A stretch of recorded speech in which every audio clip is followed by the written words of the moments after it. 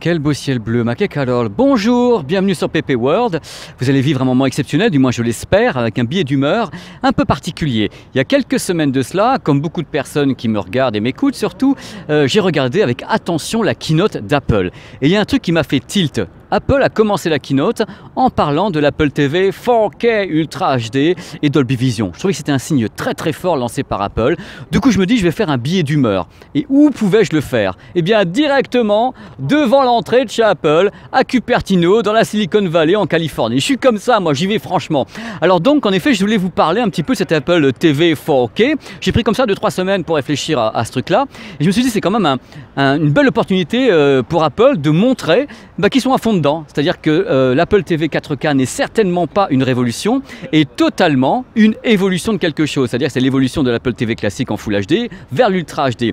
Mais dans l'idée, avoir commencé directement la keynote en balançant les mots Ultra HD, enfin 4K, HDR, Dolby Vision, ça voulait dire quoi dans ma tête? Ça veut dire que hop, que derrière, il faut qu'ils aient le matériel pour retranscrire toutes ces images, c'est-à-dire avoir le HDR, le Dolby Vision et de l'Ultra HD. Donc dès le début de la keynote, on savait que derrière, il y arrivait une nouvelle ethnie, une nouvelle ère de matériel signé Apple compatible HDR. Et ça n'a pas raté, l'iPhone 8, l'iPhone 8 Plus ainsi que l'iPhone 10 sont compatibles HDR. Et nota bene, l'iPhone 10 va quand même se pointer ici aux États-Unis comme partout dans le monde, avec une dalle OLED, donc qui dit OLED, dit ratio de contraste de 1 million sur 1 pour voir les films et tout le tremblement. Donc, moi, ce que j'ai entendu quand j'ai entendu Apple TV, 4K, HDR, Dolby Vision, j'ai entendu remontée totale de l'écosystème technique d'Apple. Et ça m'a fait du bien parce que je suis un mec qui aime la technique, je suis un mec qui aime les images, qui aime le son. Et j'ai pensé aux consommateurs, je dis bon sang, ça c'est quand même une super bonne nouvelle de la part de tonton Apple dans la Silicon Valley.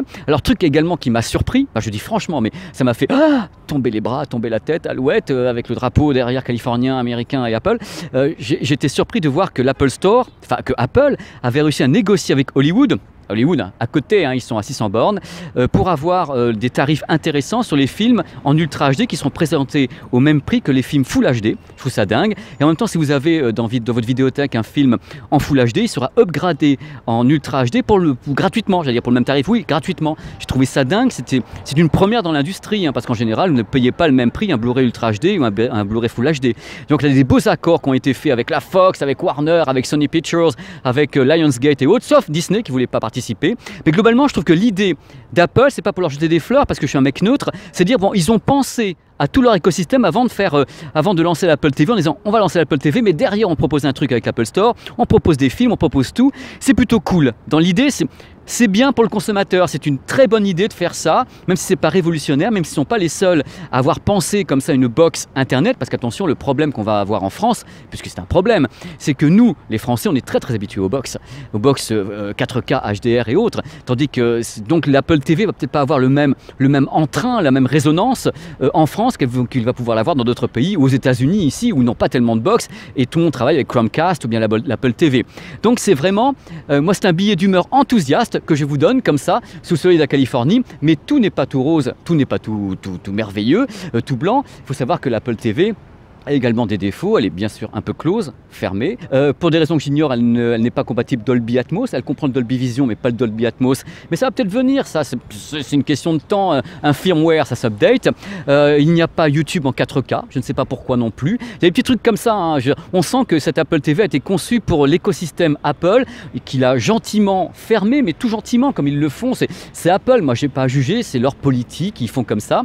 Mais l'idée de base me plaît beaucoup, vraiment ça me plaît énormément de pouvoir dire tiens ça monte d'un cran. Et ce billet d'humeur que je fais très enthousiaste ici en contre-jour avec le soleil, tout ce que vous voulez, depuis Cupertino, je l'aurais fait de la même façon techniquement avec n'importe quelle marque qui me proposerait une meilleure qualité d'image et de son. Donc j'attends des tas de trucs en fin de compte de la part d'Apple maintenant qu'ils ont appuyé sur le bouton et qui me prouvent qu'ils sont capables de balancer de l'Ultra HD, du HDR, Dolby Vision avec Hollywood. Dites-moi Apple, dites-moi mes chouchous, je suis devant chez vous là. Devant chez Apple à Cupertino sur le parking carrément en train de me faire peut-être tuer par un but en 3 secondes. Mais iTunes, la musique, compressé en AAC 256. Vous pourriez pas également relever le niveau technique d'iTunes et monter ça directement en qualité CD pour le même prix, j'entends, un upgrade automatique? Allez, quoi, voilà. Ça, c'est mon message aux gens qui sont là-dedans, dans le campus et partout ailleurs. On vous kiffe, mais iTunes en qualité CD, ça serait juste de la balle extraordinaire. Voilà, c'est mon message. Et je voulais vous montrer encore un petit peu les drapeaux là. Je ne sais pas s'ils volent parce qu'il y a un drapeau, voilà, Apple ici qui est tout en rose. Et à côté, bien sûr, le drapeau californien, le drapeau américain. Et vous avez ici l'Apple Store. Il y a également une vidéo sur la chaîne qui est peut-être déjà en ligne ou qui viendra sur l'Apple Store ici à Cupertino. Voilà, c'était mon billet d'humeur, fait plein d'amour. Et c'était pour ouvrir le débat surtout. J'ai pas la science infuse. Je vous dis ce que je pense, tout simplement, et on en parle ensemble. C'est là pour ça, cette chaîne a été créée, pour qu'on parle ensemble de tout ça. Pour moi, c'est vachement bien que Apple ait décidé de relever le niveau technique de tous les matériels à venir en passant par l'Ultra HD, le HDR Dolby Vision. C'est un signal fort envoyé à l'industrie, à Hollywood et aux consommateurs. Voilà, c'est ce que j'avais à vous dire depuis Cupertino, ici en plein soleil. C'est le cagnard, j'ai le crâne tout cramé. Allez, je vous embrasse très très fort, à très vite. Petit bonus, numéro 1. Quand je mets ce micro qui est pas joli, oh comment il est pas joli ce micro, ça veut dire qu'il y a du vent, qu'il y a des trucs qui vont pas, c'est le seul moyen que j'ai trouvé pour qu'on puisse entendre ma voix correctement sans que j'ai l'esquimau dans la main en même temps. Donc en effet c'est pas beau, mais ça fonctionne vachement bien. Voilà, je suis désolé. Deuxièmement, le HDR. Qu'est-ce que le HDR? C'est le High Dynamic Range. Ça veut dire que c'est la plus grande amplitude possible entre les zones claires et les zones sombres d'une image. Par exemple, quand vous regardez le soleil avec certains systèmes, vous voyez pas ce qui est sous le soleil. Si vous avez un contre-jour, tout est perdu dans le contre-jour, c'est du noir. Et bien le HDR va déboucher le contre-jour, va permettre d'avoir une plus grande amplitude, une plus grande dynamique d'image dans l'image. Voilà, c'est le HDR. Le Dolby Vision, c'est la même chose. Ça fait partie du HDR, mais c'est en plus évolué. Dolby Vision, c'est des métadonnées en temps réel dans chaque image. Ça permet d'avoir vraiment un HDR de très haute précision.